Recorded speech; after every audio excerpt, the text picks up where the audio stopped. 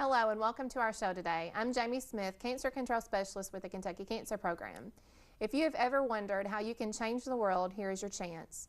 What if you could prevent even one family from hearing the words, "You have cancer"?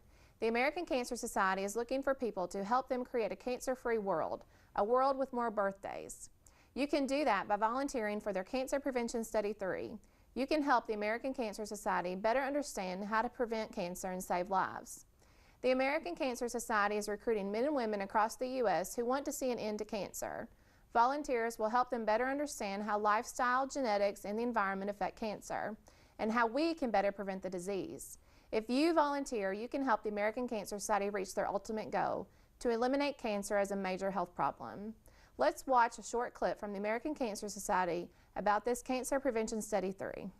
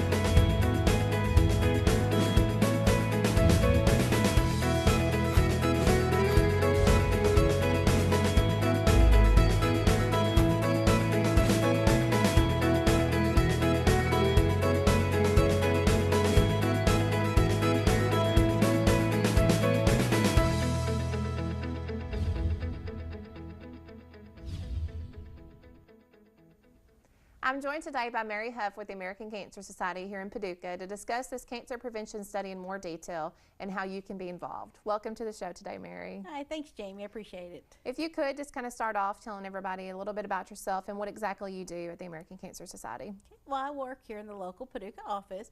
I'm actually the Health Initiatives Representative, so I work with not only the Cancer Prevention Study 3, but patient support programs, early detection, prevention, whatever I can do to help create a world with less cancer and more birthdays. I get to do the fun part. You know, my counterparts get to do all the hard work with the relays and stuff, and I get to do the fun stuff by helping people out. Great. Have that interaction with the patients and survivors and caregivers. What counties does your office cover here out of the Paducah office? We actually cover 13 counties. We cover everywhere from Callaway County all the way up to Caldwell. So we're the greater portion of the Western Kentucky area. Okay. Okay. Well, let's talk a little bit then about this cancer prevention study, and can you explain to us exactly what this cancer prevention study is going to cover, and then maybe even talk about, obviously there was a 1 and a 2 to get to a 3, so talk about kind of the history behind the cancer prevention studies. Yeah, the current study that we're doing right now is going to be looking a lot at genetics, environmental factors. It's going to be looking at lifestyle. And the basis on Cancer Prevention Study 3, like you said, there was a 1 and a 2. The first one was actually back in the 50s, and we actually were able to link smoking and secondhand smoke with cancer. A lot of folks don't realize that it took a little less than 200,000 participants in about 3 years to actually find that link. And that's why studies like this are so important. Right. And we've actually got a picture at our office that's very cute of a gal with her 2 little kids, and they're dressed like Batman and Robin, and they're going door to door actually getting this information from folks to be a part of the study. Okay. The second one actually happened in the 80s. We received a lot of our nutrition guidelines from that one. They looked at air pollution. They looked at aspirin with the prevention towards colon cancer. So a lot of preventative things came out of the one done in the 80s. Okay. So it's been at least 30 years. And you all know how much life has changed. I mean, we were just in the office the other day talking about Atari versus the Wii versus Kinect, and the progression of that. So you can imagine how all of our lifestyles have changed since that last one. So it's very important for us to be studying ourselves to figure out what's causing or how we can prevent cancer. Good, good. Okay, well, is this then the first time that the cancer prevention study has ever been offered in Kentucky? No, this is the first year that Kentucky's been involved in it. This is actually the second location we've had here in Paducah. Okay. So right now we're trying to enroll as many folks from Western Kentucky as we can to be a part of what we're doing. Okay. Is this going to be the last chance for people to enroll in our area, or is that kind of up in the air still? This is the last enrollment that'll happen in Paducah. Okay. So definitely Paducah residents, people that want to drive into Paducah, this is your last chance to be a part of a once-in-a-generation historical study. Right. So definitely come on out to be a part of this one. Okay.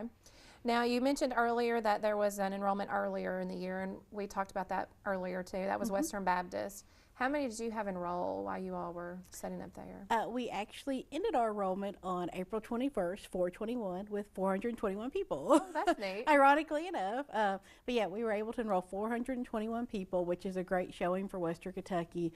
And we're very excited to have the second enrollment location at Lourdes Hospital to be able to really show Kentucky and show Western Kentucky in a spotlight, because Paducah's able to do as much as some of the major metros are doing, because people care so much about this study and care so much about the future generations. Great. And you mentioned too that other people are coming in from their counties, so that can add to some of the numbers. And with Lourdes Hospital being right there on the interstate, it's a fabulous, easy transition for people from Marshall County, Callaway County, anybody that wants to come in. It's right there on Highway 45 for folks from Mayfield, so it's an easy place for people to pop in and get enrolled. Okay.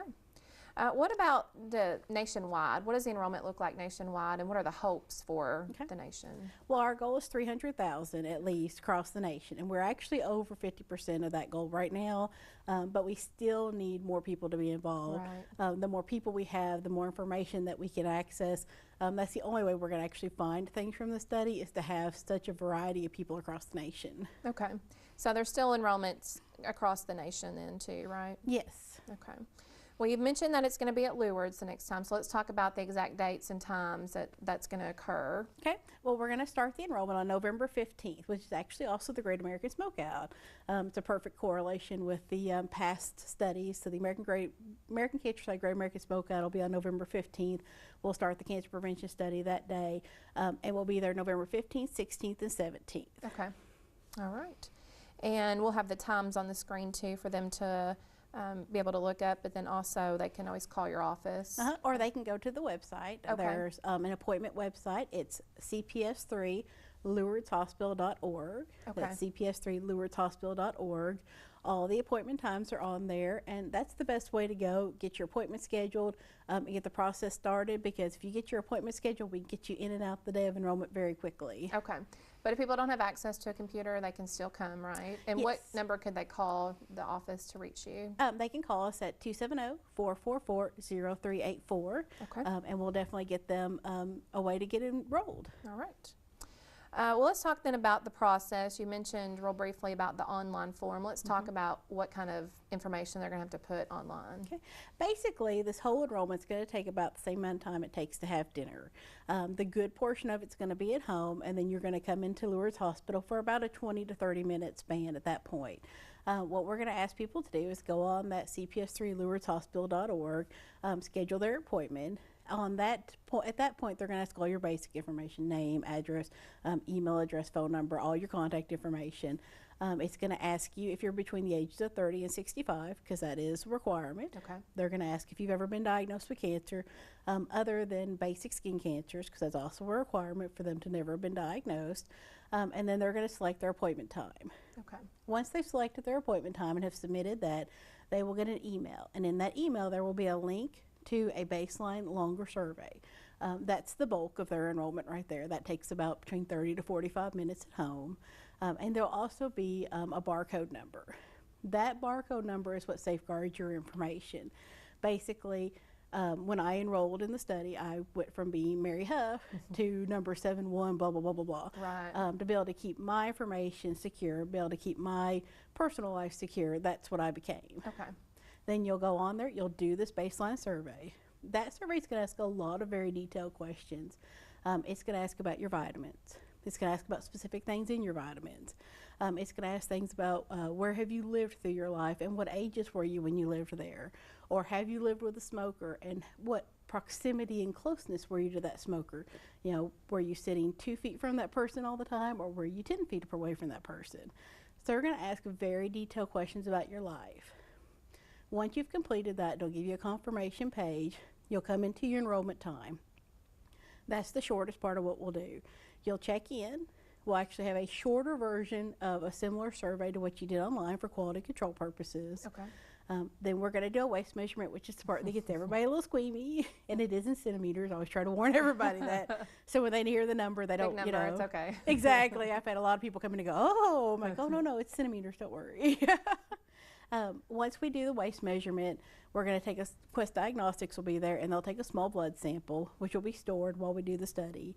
And then that's the bulk of what you'll be doing at the day of. And then at that point in time, the most important part happens, where we're going to follow you over the next several years. Every couple of years, you'll get a survey in the mail or in your email asking, it'll always ask you, have you been diagnosed with cancer? It'll ask you other questions about your lifestyle, because we're looking for those pockets. We're looking for links between people to see where we can start testing to see what might be causing cancer or preventing it. Okay. Well, let's talk about exactly where in Lewards this enrollment is going to take place, because they don't need to go through the main entrance. No, we're actually going to be in the Borders Community Room. So Okay. they will drive on around the main entrance to the Marshall Niemer Pavilion and come in that way. We'll have plenty of signage up. Just come on in. We'll make it easy access for everybody to come in. Okay. And you mentioned there's going to be different stations. So they've got the check-in, they've got the short survey again, and the blood draw. Yeah, basically they'll come in, they'll check in. We'll ask them if they've got their confirmation page or not, and if they forget it, that's fine. Okay. But we will ask for that. We'll ask them if they've done their online survey. Then we'll send them to a table to sit down and do their shortened version of the survey. From that point in time, they'll go over for the waist measurement, and then there'll be a survey processing table, basically just to make sure that everything's completed on the form. And then at that point in time, you'll get a barcode, and that page of barcodes will go over to Quest Diagnostics. Okay. And that is how all of your blood is labeled. They will scan that barcode, and they will just get all your blood draw at that point. You don't have to worry. It's not like going and giving blood. You know, you won't need Nutter Butters afterwards or anything of that nature. It's not much more than you would give at your physician's office. Just for your yearly draw. Precisely. Yeah. So you don't have to worry about, you know, most people won't pass out. It's not going to be a case of where you couldn't do it and go back to work. Okay. Okay. And some people may actually wonder then, you're talking about drawing blood, do they need to fast before they come? They do not need to fast. There's Okay. no requirements prior to that day, no fasting, no nothing of that nature. Just come on in and do the blood draw. Okay. Now you mentioned that they need the confirmation paper from the internet, but if they don't bring it, it's okay. But do they need to have a form of ID at all? No, they don't have to have any form of ID. What they'll do is they'll come in and they'll check in, and we'll ask them some questions when they check in, which will identify them at that point in time, and then they will just come through the process. Okay.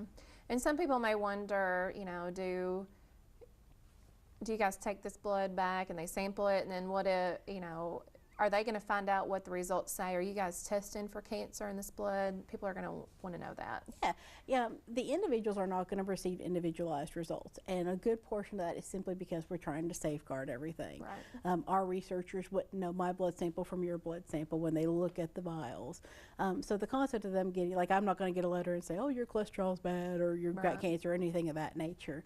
But what they're doing is they're storing the blood. It's basically frozen. Okay. And when they start seeing those patterns between the surveys that come back, they will pull the blood samples they feel like at that point would be helpful to find that link. Some of them might be pulled as control samples even. So they're going to be utilizing that. Luckily, there's some people much smarter than I that will be pulling those samples and doing some wonderful things with it. Okay. All right. What if a person moves during the course of this follow-up? Because you mentioned, 30 years even for follow-up. How can they stay in touch to make sure that they can always receive those follow-up surveys? The research coordinators will be staying very close in touch with the participants. When they get every year they will get a newsletter in the mail that will talk about what's happening with the study. In that newsletter there will be ways to inform the research coordinators of any moves. Also with your surveys there will be opportunities at that point. Okay. All right. And where exactly is this research being conducted then? You're going to pull all this blood together, and then where are you guys shipping it off to? Well, the Quest Diagnostics has holding facilities in a lot of different states. Basically, they're trying to get it to the closest facility as possible to make sure the blood is frozen. The lead researcher is actually in Atlanta, Georgia. Okay. She'll be the one to make sure everything's conducted and that everything goes the way as smoothly as possible. Okay. And I think you had mentioned earlier to me that it was at a university is where the research is being done. Dr. Alpa Patel, she is our lead researcher. She is part of Emory University. Okay. And that's also, we go through the IRB, and that's where all that comes through, is the approval is through Emory University. Okay. All right. And then you've mentioned some of the barcodes, so let's talk about confidentiality, because that's a big thing in today's society. People want to make sure that their information is completely safeguarded. So again, if you just want to reiterate a little bit about the American Cancer Society's true belief in the confidentiality process. Precisely. Just to kind of give you an idea of how safeguarded everything is, when you go online and you do your full survey, once you hit submit, because I did this just as a test, I hit submit and I tried to go back into my own survey, and I had a lovely picture of the research team smiling and waving at me, saying thank you, but you can't come back in because it's officially submitted. That way people can't get back into your survey results. Everything I said is barcoded, so that way nobody knows a name or a connection at all. And even on top of that, the volunteers that come help us that day have to sign confidentiality agreements. So anybody that looks at the check-in list, anybody that comes to do a waist measurement, even anybody that's going to help run for lunch that day has to sign confidentiality agreements in order to safeguard everybody. Okay. So people won't be saying that they've seen you there and saw you sign up. Precisely. Okay. And if somebody has some more questions maybe that we didn't talk about again, could you give them the number one more time to contact your office so that they can call you? Yes, please. For questions, call 270-444-0384. Okay. 270-444-0384. And then let's give them that website one more time too for them to go to enroll. Okay. It's www.cps3lewardshospital.org. Okay. And what did you find participants saying when you were at Western Baptist about why they wanted to enroll in the process and what it meant to them? It's really mostly about their family. I mean, honest to goodness, whatever they find, I know it's not going to help me, and it's not going to help this current generation. But the reason I enrolled is I have a 2-year-old son. Yeah. And so the idea of whatever they could find might help him or his children. And that's really what we're seeing. We're seeing people that have come and done it in honor of a survivor, their mother, their friend. We have a very touching story of a gal who was a champion for the study who had a friend that died at age 52. And she went out and recruited one person for every year of her friend's life. Oh, wow. So there's a lot of personal reasons why people are coming in. And mostly people just want to see cancer eradicated. They want to see a world with less cancer. And this is the one way that we can learn about what's happening here. They do a lot of these studies over in Europe and other countries, but our lifestyle is so different that we have to study ourselves here to see what's happening. Exactly.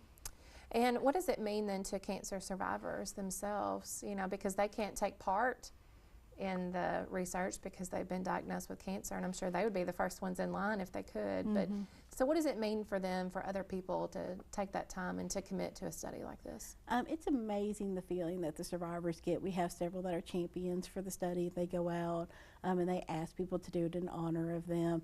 And just the concept that people would do such simple actions in honor of them that could make such huge impacts in the future. They feel like they're really leaving a legacy. They feel like they have done something very significant for the future, and hopefully be able to, even if it's just one person that they can keep from hearing that they have cancer, they feel like they have done a tremendous job, and they feel so special that when people come out in honor of them to do this, that people would do things like that for them. Right, because you never know what difference it can make. Well, research is just one aspect of the American Cancer Society, and so this is just one thing that you guys are doing, and everyone's heard of Relay for Life and how it raises money, but let's talk about actually what that money then is used for at the American Cancer Society for some of the patient services, and that's your primary focus in your job. You call it the fun job. Yes. So let's talk to them first. Let's just talk about the 800 number that they can call and what exactly involves in that whenever they call. Yeah, the American Cancer Society has a 1-800 number. It's 1-800-227-2345. It's open 24 hours a day, 365 days a year. And at that number, you can do a lot of things. If you have questions, maybe you got home and were reading through your information and there's a term you don't understand or a question about a procedure, they can answer those questions. They will not give you medical advice, but if you're trying to decide between two treatments, they will give you all the information on the two treatments. And what they're going to do is give you that information in a way to where it refers you back to your physicians, back to your clinicians, because we want to create conversation between you all and your clinicians and your physicians. Okay. Along with that, there's resources they have access to. They can help you with if you need transportation assistance, if you need a different type of local resource, they can help get you connected with that right there on the phone. Look at Feel Better, Reach to Recovery. All of our patient programs, you can connect with somebody right there that can get you signed up for those programs. Or even if you just need someone to talk to. Right. Quite often, if you look at our numbers, we get the bulk of our calls on Christmas Day because that's the one day people can't always reach out to someone. Everybody's busy. Their physicians, their clinicians, their nurses may be not near the hospital, and the one person they can reach out to is on that phone. There's always a person there, and there's always someone to talk to. Okay.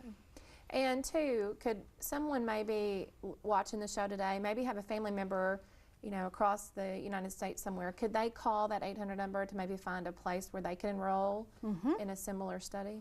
That's the fabulous thing about the 1-800 number. They have information about everything that we do. Okay. So if they want to hear about Atlanta, Georgia, or if they want to talk about a relay there, or if they want to talk about the study, if they want to talk about Denver, Colorado, they can call that 1-800 number, and they will be able to give them the information that they need right there on the phone. Okay. And you said that number again was? 1-800-227-2345. Okay. So just a plethora of information and resources that they can find there. Well, what about the American Cancer Society website? What's the address for that, and what can people find on there, maybe if they're diagnosed or if they just want to learn a little bit more about cancer? Cancer.org, that's our website. Okay. Try to keep it as simple for people to remember, but please utilize it. It's always going to have up-to-date information. It's going to have a way to reach out to our programs. It even has online support communities where they can talk with each other, survivors can, and they have online classes, I Can Cope, where they can go in and they can learn about everything from what is cancer to financial management. And it's a wonderful place for people to go. It's always my biggest concern when people walk in and they say, I just got a cancer diagnosis and I'm going to go home and I'm going to Google it. Right. Not always is Google our friend. So please utilize websites like cancer.org that we know are secure. We know the information's correct. Please come on there to see what's going on. Definitely. Reputable sites are the best forum. Because you're right, the information on the web can be really, really scary, and so it's best to go to the most current sites that have the best information. And of course, American Cancer Society is one of those that the Kentucky Cancer Program uses as well for a lot of our information that we give out too. So we definitely encourage people to go to that. Locally, let's talk about even here what people can come into your office and find. One of the nicest things, you walk in, there's a wig bank. So tell us a little bit about all that is inside the wig bank. It's not just wigs. Precisely. Our office is located on Parisa Drive here in Paducah, and we're open from 8:30 to 4:30, and we do close for lunch from 1 to 2. But anybody can walk in at any time during our office hours. They can look at a wig, and we have a nice little room set up with a vanity and a lighted mirror, and they could try on the wigs. We suggest you bring friends, family members with you. We'll let you stay in there as long as you want to. We had a gal come in one time with her sisters, and they just had a big time trying on wigs, and she walked out with one that was perfect for her. But they tried on everything from a bright red wig down to the blonde wig that she actually left with, but they had a big time. Not only do we have those types of things in the office, we have bras, we have prosthetic bras, prosthesis, we have a variety of things. So if you're needing something, pop in and see if we have it. And if we don't have it locally, all of our offices are so connected that we can easily send an email out to another office and ask them if they have what you need. Great.